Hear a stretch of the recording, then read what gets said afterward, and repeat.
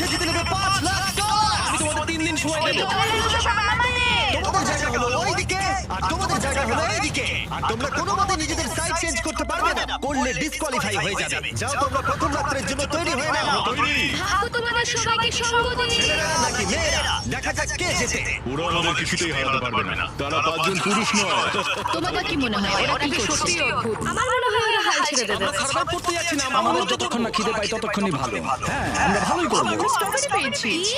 এখানে যেগুলো দেখতে পাচ্ছি সেগুলো আমাদের ফুড লিস্টে আছে। আমি চোখের সামনে শেল্টারটা দেখতে পাচ্ছি ওইদিকে। এটা আমাদের শেল্টার। সবাইকে এখানে স্বাগত ভাইরা।